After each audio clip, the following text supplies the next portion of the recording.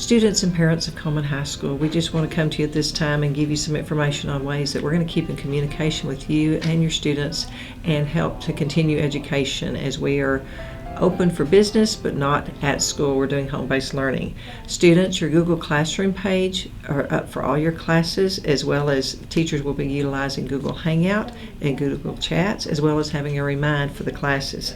Parents, we're putting some information online where you can see how to make Google work for you better so you'll understand it. So be sure and help your student stay caught up on these things. I would encourage all of you, students and parents, to check the high school Facebook page and the district page frequently for more information. As we get it, we will put it out that direction. If you need to email any of us, parents, students, any of you need to email us. All of our emails up here are firstname.lastname@colemanisd.net, and please email us at any time. We're working on some additional hotspots around town, but do know you can come up here and sit in the parking lot and use the Wi-Fi that you've been used to using here at the school. Other than that, I'd just say students who are on dual credit, who are on your Spanish Odyssey classes, keep up with those. They will be continue to be graded, so just stay with that and do what you've been doing. And to the parents, please reach out to us if you need us at any time. Thank you. Hi parents, my name is Jessica Elder and I'm a teacher here at Coleman High School. We just wanted to make you aware of our Google Classroom that the kids have on their computers. Every class that these kids are enrolled in, each teacher has made a Google Classroom page. So we were just going to give you a rundown of basically what the kids see. That way, if you wanted an idea of what they're doing in class, what they have assigned to them and when it's due, you can get onto their Google Classroom page and kind of look and see what's going on in the class. Since we don't know what's going on in the world right now, we're going to make everything available to you and to the kids. So this is kind of a quick rundown of Google Classroom.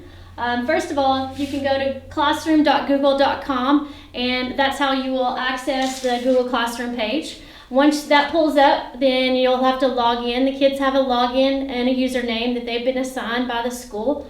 So once they log in, it'll look something similar to this. This is my classroom page. I've got all my Algebra 1 classes set up here. Now your child will have Algebra 1, English 1, all the different classes that they're enrolled in pulled up right here. So once you have this page pulled up, then all you have to do is click on one of the class names. And so the first thing that shows up is what's called the stream. And you can see I've gotten some messages from some of my students this week, so they can communicate with the teacher that way. And then you also kind of have a list of all the assignments that have been pulled up. If you go to classwork right here, then it pulls up all of the assignments that I have issued to these kids throughout the school year. And you can click on one of the assignments.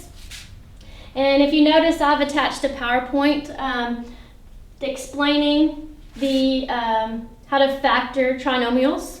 And they can go through and view the PowerPoint. They can also click on a PDF that I've attached to this page right here, and it has their homework assignment. That way they can access their homework and assignment. They can print it out and then turn it back into me. You also have the option of communicating back and forth, like I said here. If you have any questions, just let us know. Get in contact with us, and thank you for your time. In the previous segment, Ms. Elder spoke to you about how we're delivering instruction to our students.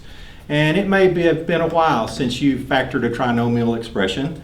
The students probably never have. And so what I'd like to do is take a moment and look at the learning process and explain how our mind creates new knowledge and let you know where some of the trouble spots might be if the student gets frustrated. If we take a look at this graphic, we all start with some mental model. In other words, just some way that we see the world that makes sense to us. And our job as teachers is to present new information. We give them things to explore, we explain, we give them content. And sometimes it's easy, but sometimes as we learn new things, we become frustrated. If things work out well, we work out through that frustration. We've all been at that point where we go, now I get it, and it makes sense. But sometimes we don't get past that. Sometimes we get stuck in this time of frustration, and we just have a very strong desire to just quit. Just say, to heck with it, and be done.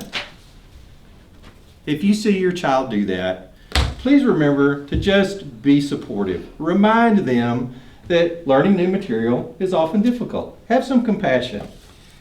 Maybe let them take a little break.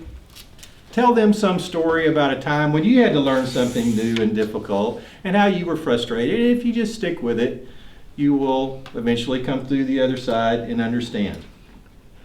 If that doesn't work, in the link below, in the description below the video, we will have some resources for you that will help you prompt students, some things that you can ask them, some things that you can say to them that will help them work through this frustration and hopefully learn the lessons that we have presented for them. Please remember that the faculty and staff of Coleman ISD are here for the students and for you as the parents and guardians. We are available to you to help in any way that we can through this unique time, and wish the best for you and for your students. Reach out to us if there's anything that we can do for you.